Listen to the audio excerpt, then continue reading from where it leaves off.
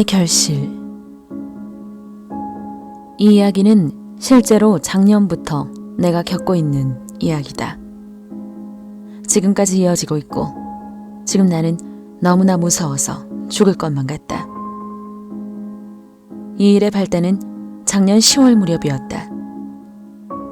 그때 나는 대학교 4학년의 자취생으로 졸업 후 직장도 정해진 상황이었다. 게다가 마지막 학기 학점도 꽤 잘 나올 것 같고 졸업 논문도 거의 완성 단계여서 잔뜩 들떠있던 시기였다. 그날은 아르바이트를 하던 편의점에서 야근을 하다시피 해서 새벽 2시쯤에서야 자전거를 타고 집에 돌아가고 있었다. 그날따라 비가 심하게 내렸다.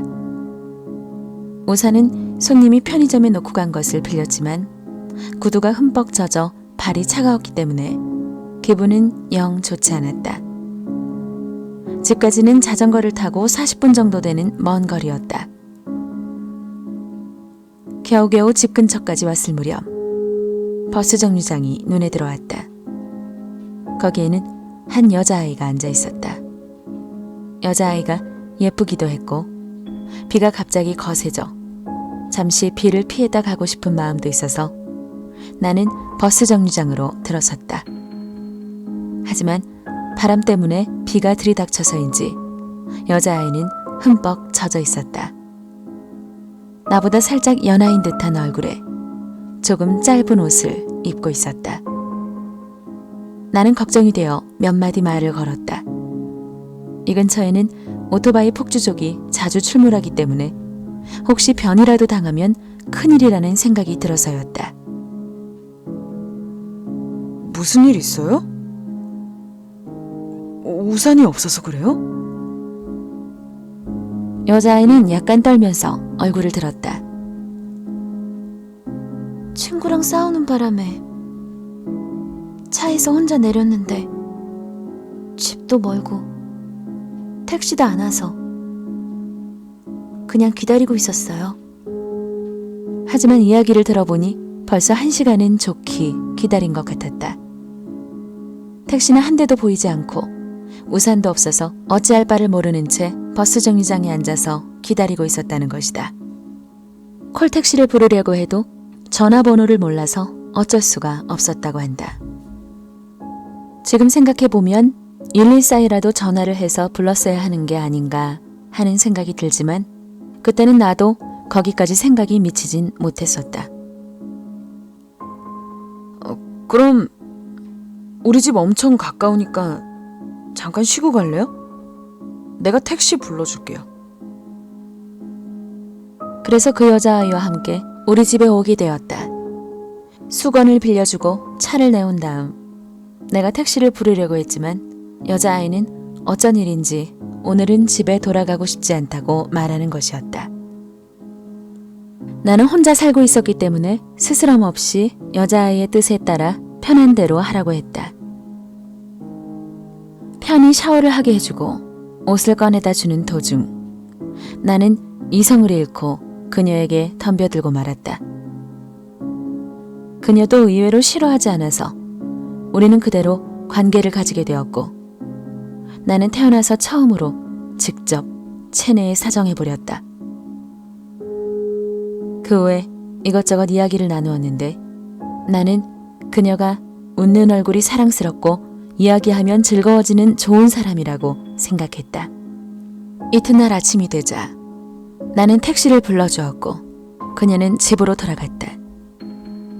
연락처도 남기지 않았기에 나는 그냥 꿈같은 하룻밤을 보냈다고 생각하면서 은근히 그녀에게 미안해졌다.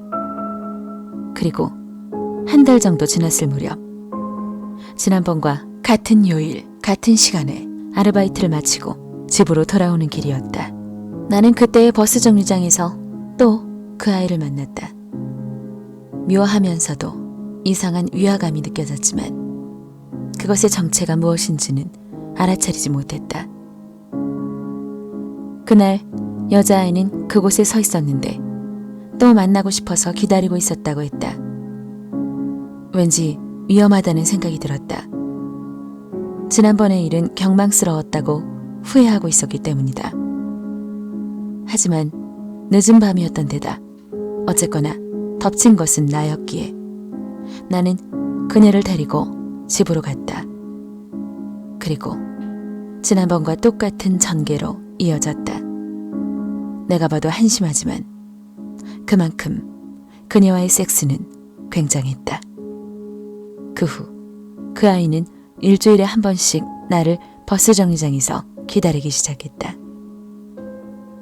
그러던 어느 날 난처하게도 나는 여자친구와 함께 가다 그 아이를 만났다. 그날은 우연히 아르바이트를 쉬는 날이어서 11시쯤에 버스 정류장을 지나가게 되었다. 그 아이는 그 자리에 그대로 앉아 있었다. 사실 언제나 아르바이트가 끝나고 새벽 2시쯤이나 만났기 때문에 그 아이가 언제부터 나를 기다리고 있는지는 전혀 신경 쓰지 않았는데 그날에야 알아차렸던 것이다. 그리고 두 번째 만났을 때부터 느꼈던 이상야릇한 위화감이 무엇인지도 알아차렸다. 그 아이는 언제나 나와 처음 만났을 때의 모습으로 나를 기다리고 있던 것이다.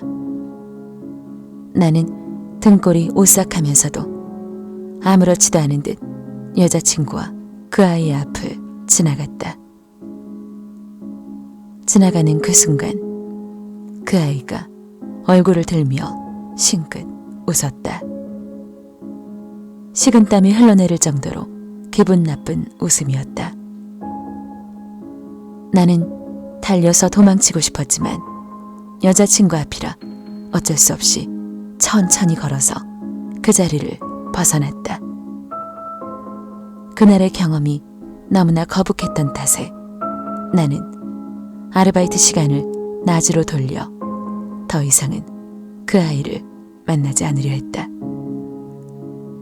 그 후 나는 취직하게 된 회사에서 연수를 떠나게 되어 한동안 방을 비우고 연수에 참가하게 되었다. 연수를 마친 뒤 잠시 친가에 돌아가 있는데 자취하는 아파트 관리인에게서 전화가 왔다. 옆집에서 소음 때문에 불편하다는 민원이 들어왔다는 것이다. 하지만 빈집에서 소음이 날 리가 만무했다. 도대체 무슨 영문인지 모른 채 신경이 쓰이기도 하고 옆집 사람들의 몰지각한 민원에 기분이 나빠졌다. 그런데 며칠 뒤 이번에는 악취가 심하다는 민원이 들어왔다는 것이다. 도저히 안 되겠다 싶어서 이상하다고 생각하며 나는 자취방으로 돌아갔다.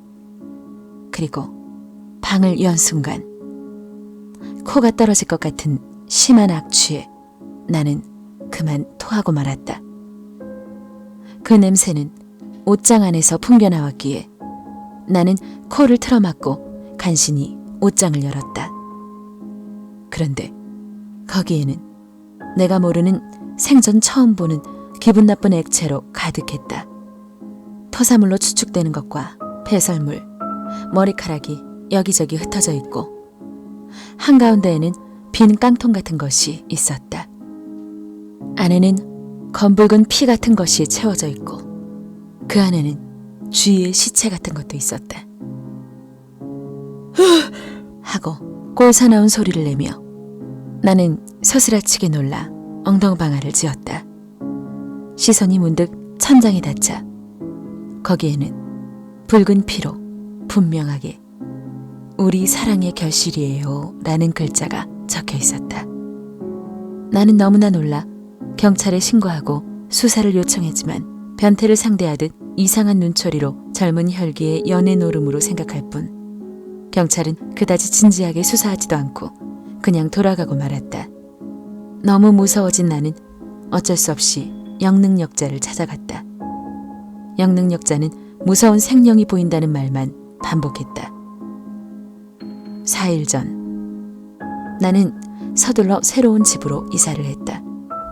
하지만 밤만 되면 창문을 손톱으로 드르륵 드르륵 긁는 소리가 선명하게 들려온다.